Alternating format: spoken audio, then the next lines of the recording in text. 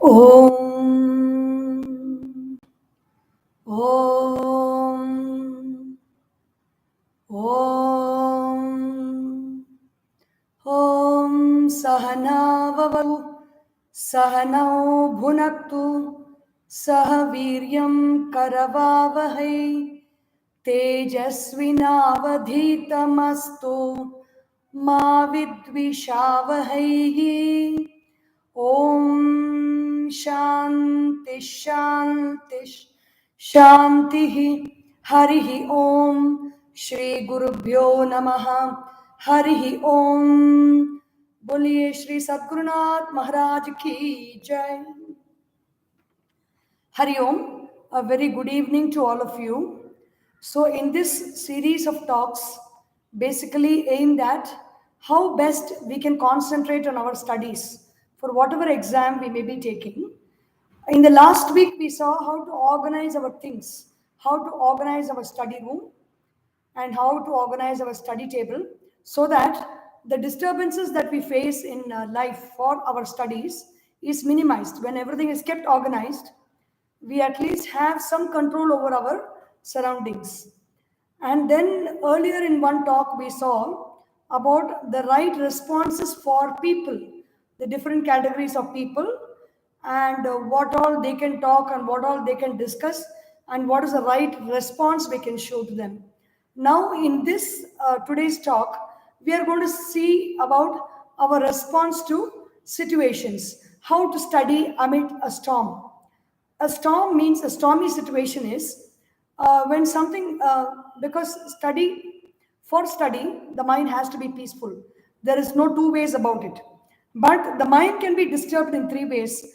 The mind can be disturbed by people, the mind can be disturbed by objects, and the mind can be disturbed by situations.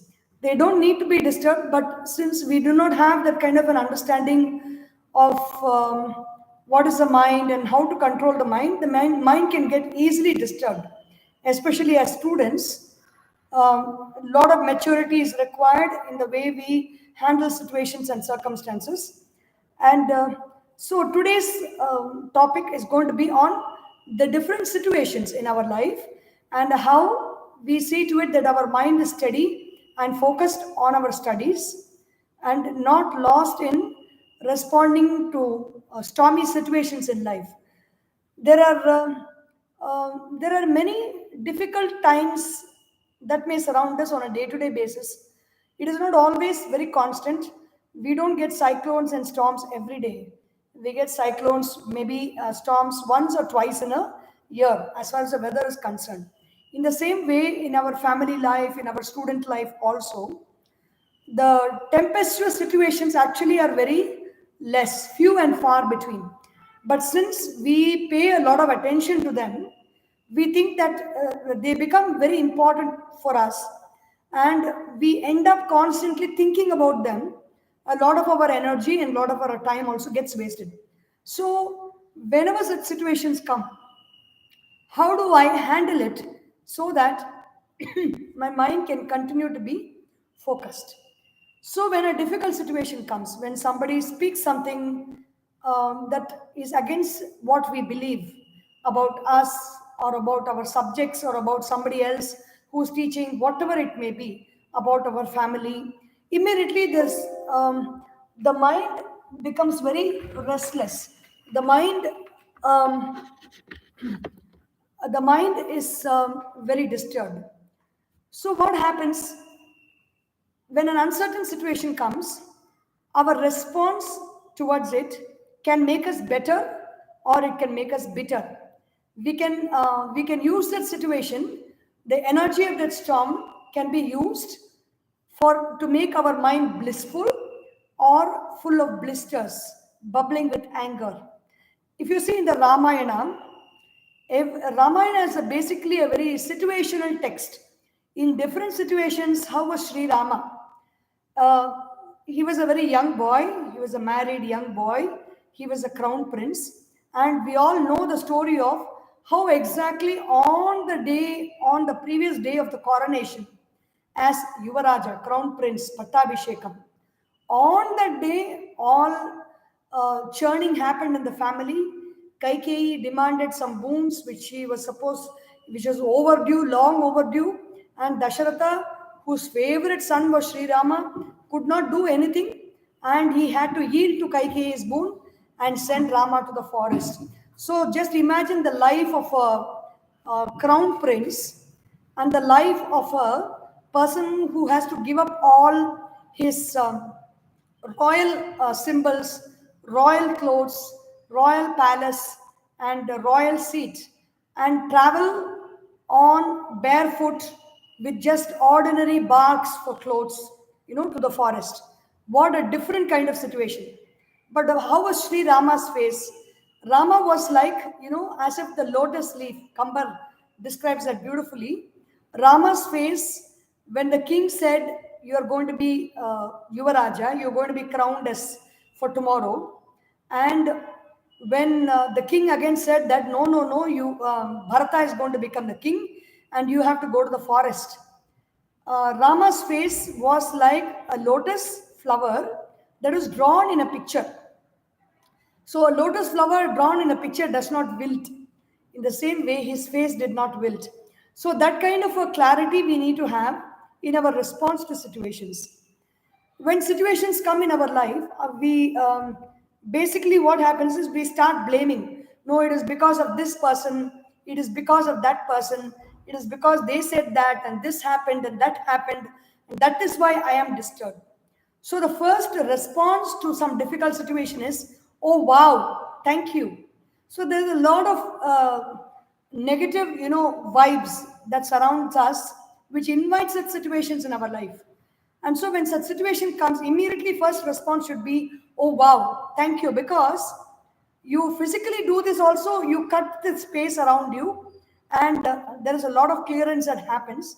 And emotionally and mentally, when you say thank you are greeting that situation with love and gratitude, and so that situation can teach us a lesson and which can help us to focus our mind better on the work we do, removing all the obstacles.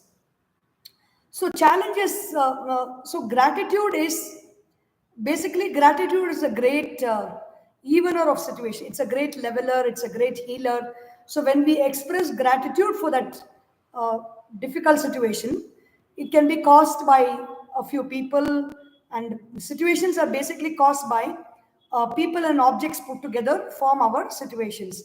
And day to day, on a moment to moment basis, actually our situations are changing. Challenges come, whenever challenge comes, we should just understand that it is somewhere, it is working on our weak spot. We should just be introspective a little bit. What is the problem with me? If there is a problem with me, isolate that problem, study that problem, work on that problem, and improve myself. If there is no problem with me, just ignore the whole challenge and focus on the studies. Even Arjuna, in the beginning of the war, he was very disturbed. He was almost in tears. His body was shaking, and he could not stand. The Gandiva, he was not able to hold his dear Gandiva in his hand. Arjuna was a great student. He was a great master of the Shastra Vidya, the art of weapons. But even that Arjuna, his mind was so disturbed because of the situation around him, because he saw his guru, his teacher, his grandfather, members of his family, all people with whom he loved so much, they were all standing on the opposite side, ready to fight with him. That disturbed him a lot. That situation was too much for him to handle. It overwhelmed him, and to such an extent that he could not even hold his dear Gandiva, his bow that was given to him as a gift from the gods. But because he had Sri Krishna as his companion and his guru, the whole difficult situation became turned around for him to bring him an opportunity for knowledge, for jnana, for the knowledge of the Supreme Self. He participated in the war, but during the whole course of that situation, he got the knowledge of the Bhagavad Gita. So when we face situations with difficulty, with the right attitude, that situation will give us knowledge, will give us the secret of what we need to study. Actually, even there is a saying that what is whenever we have a thought, whenever we have a desire, whenever we study for an exam, we have the desire that we want to secure good marks, we want to master that subject, and move from strength to strength. That is our desire when we study. So when we take up some desire to study, many problems will seem to come to us in the form of situations, people, and objects, and whatever. Everything together, the problem comes to us. We immediately think that the problem is coming to obstruct me from studying. We just have to tweak the thought a little bit. The problem is coming so that there is some clearance that needs to be done within myself for that knowledge of that subject to be made very clear in my mind. For that, because all these subjects that we study, whatever it may be, physics, chemistry, mathematics, economics, trigonometry, or geometry, or language, Tamil, English, whatever is these subjects that we study are all very alive. They are not dead things. Knowledge is alive. And so when we study, we are actually interacting with life, our direct communication with life. And so life has its own way of teaching us. Life is our teacher, life is our guru. So the guru has his or her own way of teaching, and how the guru teaches is by throwing obstacles. You would have seen in your math class or your science class, how do we learn? We learn by solving problems. So problems come to us to solve, and by solving that problem, we learn. So any problem can be just a situation, and a situation can be difficult or easy. Easy situations don't disturb us so much. Difficult situations can disturb us. If we understand the difficult situation is a problem that we have to solve, then we will be able to patiently solve that problem, work it out, and life becomes free for us to go ahead and do what we have to do. That is, focus on our studies. So use the storm to achieve greatness, to produce a dynamic power that propels us to creative activity. Swami Swarupananda ji, the global head of Chinmaya mission, has written a very beautiful book called Storm to Perform.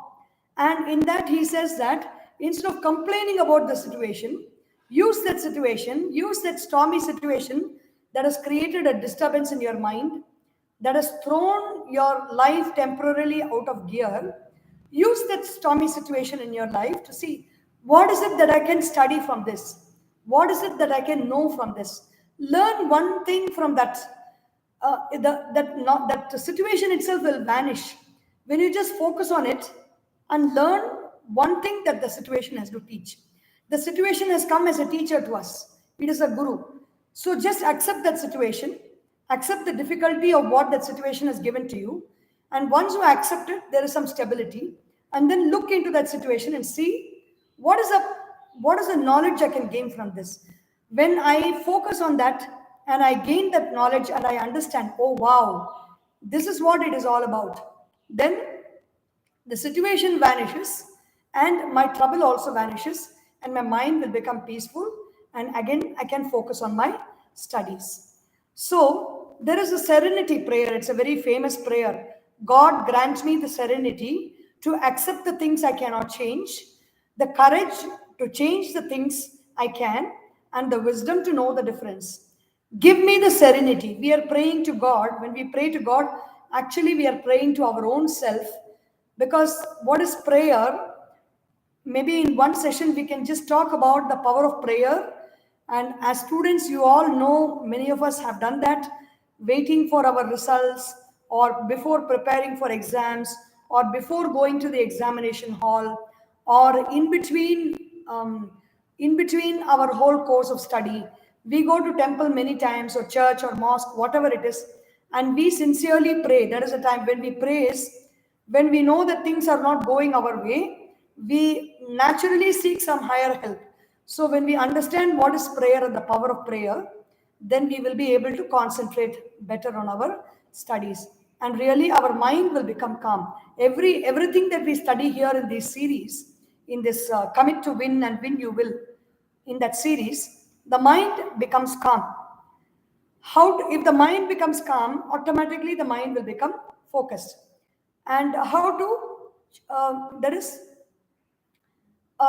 that is leave, accept the situations that cannot change. Accept means, how do I accept something? It's a very simple process actually. When somebody shouts at you, or somebody is doing something that is contrary to what you are thinking, somebody says something to you, you may be thinking you're great, but somebody will say that you're foolish. It is contrary to your own opinion about yourself. So that is called atimana, bringing your own, the value of your own value in your own eyes, bringing it down, somebody else bringing it down. So when that happens, you become automatically disturbed. And when that disturbance comes, how acceptance will help you to change that disturbance. For example, somebody shouts at you, and because of that, you are experiencing excruciating pain. Your mind is experiencing pain. You feel very sorry in that situation. You feel very hurt by that situation. Just take a pause, inhale deeply, and exhale completely. And as you inhale, you tell your own mind, yes, this person has spoken this to me and it is giving me pain. I accept that pain wholeheartedly. It hurts me very badly and I accept it completely. That acceptance has got nothing, it is just words. You're just saying words. But those words can create a sense of calmness inside because the mind is nothing but thoughts and words. The mind contains feelings, the feelings translate to thoughts, and thoughts are expressed as words. So, whatever you say is a problem are only words. So, when you inhale and you accept that problem as if you are taking it through your breath, you're taking it completely in your system, and you say, yes, I receive it wholeheartedly, it has come to me, I take it in, it is painful, I accept the pain. Simple as that, simple sentence. I accept the pain, I accept this hurt, I accept the suffering. When we bear insult, bear injury, highest yoga. Swami Shivananda, very beautiful song. He says, serve, love, give, purify, meditate, realize. That's a song in which he says, bear insult, bear injury, highest yoga. Bear insult, bear injury, highest sadhana. Yoga means uniting the body, mind, mind, intellect, thoughts, words, and feelings. Integrating everything is yoga. So when I accept that situation, the situation goes into me, I experience the hurt completely. That experience goes away by revealing some knowledge to me. I take the knowledge from that situation. The moment I accept, the mind becomes calm. When the mind becomes calm, I am very focused and I have the clarity to correct that situation. So, God, give me the serenity to accept the things that I cannot change. First of all, we should know whether we can change something or not change something. If I cannot change something, for example, really, there is a storm happening outside. I cannot change that storm. I cannot go and control the clouds. I cannot go and control the oceans. I cannot control the heat and the temperature. It is beyond my control. The storm is happening. So, what can I do best? I can just, yeah, the disturbance is being caused to me. I accept that there is a disturbance, full stop. The matter is over there. So, whatever I cannot change, just accept it. And there are situations where I can change. When I can change that something is really very bad and really very messy, the relationships are very messy. People constantly, I am angry, the other person is expressing in anger, and because of that, a lot of fight is happening around me. There is some problem in that situation. Help to change the situation. So, whatever there is, I can do to change it. Give me the courage, because whenever we have to change something, we need a lot of strength, energy, and courage. What is that strength?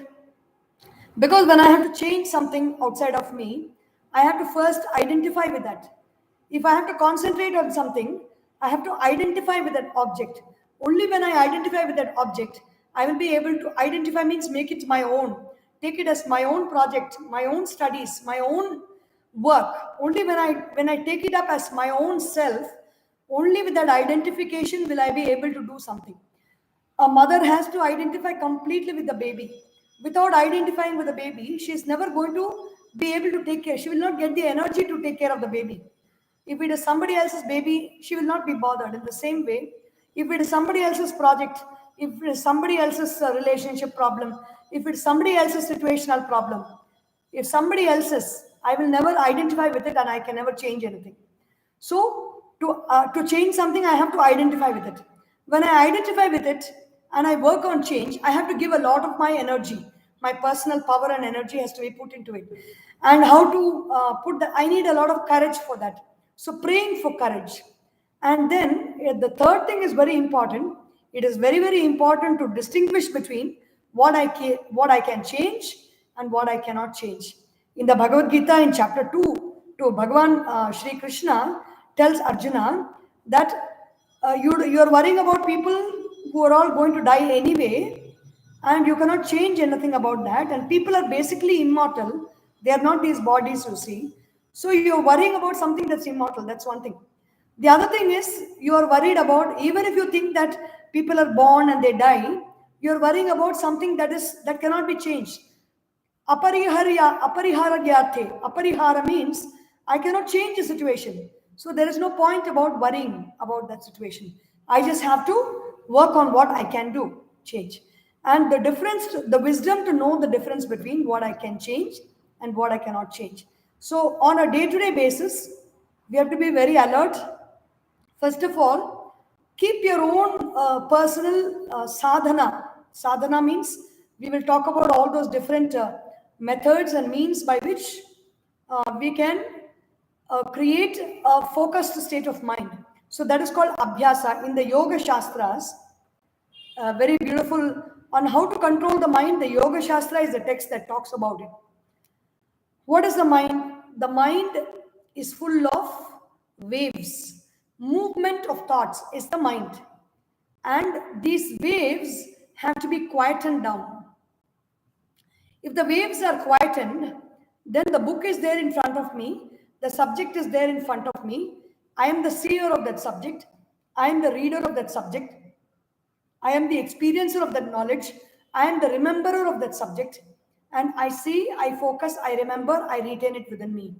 But if my mind is disturbed in front of me, my mind is turning haywire.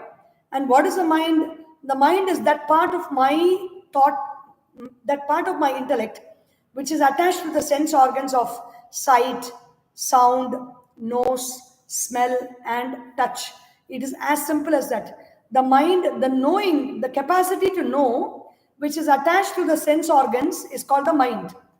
And all the disturbances are happening only through the inputs through the five sense organs. So these disturbances, how to quieten them down. If I don't quieten the disturbance, I will become part of the disturbance, and everything is collapsed finally. How to quieten them down?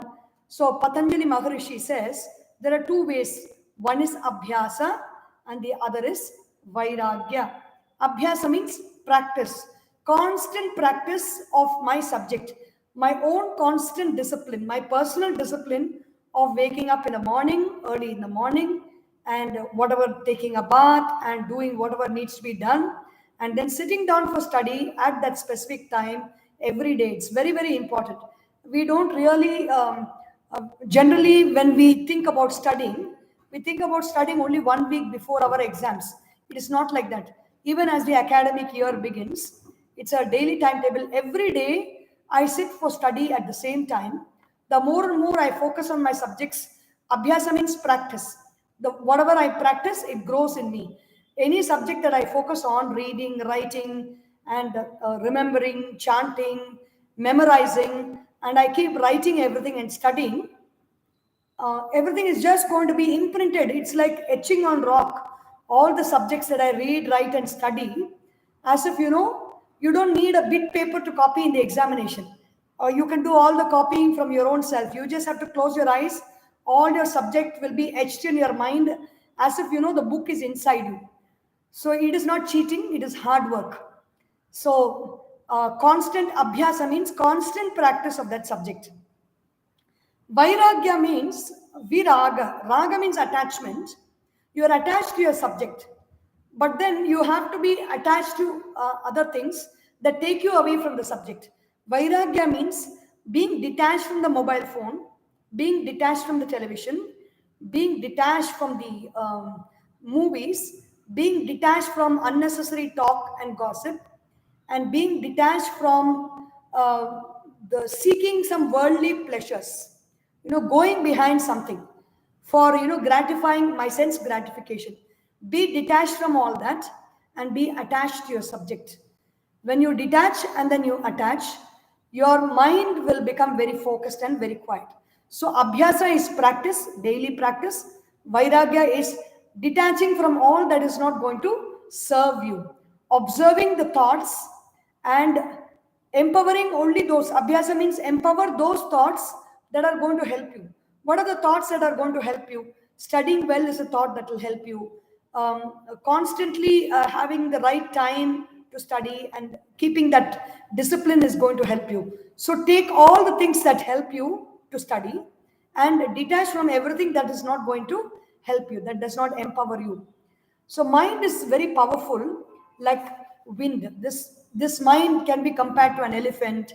It is compared to a monkey. It can be compared to a wild wind that is blowing like a storm. The mind can kick up a storm. Actually, the storm is not coming from people outside. The storm is being kicked up by my own mind. My own mind is interested in my own intellect. And so, what this mind does is it will call somebody, it will make them talk something. And then, because of that, I will get agitated. And when I get agitated, the whole mind is worked up completely. And even in that working up, there is a lot of dynamic power and energy. So the dynamic power and energy can be harnessed, like how you harness whenever there is a stormy situation, like in the ocean, thermal energy is there, or when the hydroelectric power, when the river is flowing, when the river is flowing peacefully, no power can be generated. But when that river is just flowing, dashing down from a rock, there's tremendous power in that, and that is where these hydel power turbines are fitted in those places. So there's tremendous energy in those places. There's tremendous energy in a storm. So harness that storm and move ahead in life. Use that energy to rise higher and higher and be successful in life. Our inner state, what is there in our inner state of mind? So what is it that gets disturbed inside? We have a lot of thoughts. We have a lot of memories about events and situations. Our knowledge cannot be disturbed. For example, if my mind is filled with my subject, that knowledge cannot be disturbed by storm because it's going to be there always. But what exactly is disturbed is all the memory patterns inside me, that can be true, false, whatever, all my beliefs, beliefs about people, beliefs about situation, beliefs about myself, all these things get disturbed completely. The memory patterns get disturbed. The mind also is there. Mind is disturbed by many things. It can be disturbed by the atmosphere. It can be disturbed by the different periods of the seasons, the changes in time. It can be disturbed by other situations. It can be disturbed by people. It can be disturbed by objects. The mind can be disturbed. And then the intellect also can be disturbed. So these are the things. Mind is very powerful. And there are two qualities. What is mind? The mind has got two capabilities. One is to make sankalpa, and the other is to have vikalpa. Sankalpa means right imagination. You say you make a sankalpa even before. We will talk about affirmations and sankalpas in one session. Even before you begin to study, even before you attend that class, you be very clear about what is it that you're going to do. Why am I going to this study course? Why am I going to take this exam?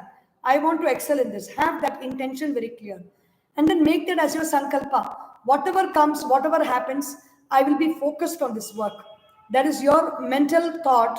It's a very strong thought. You can even repeat that every day. That's your sankalpa. And the vikalpa is anything that comes against your sankalpa is vikalpa.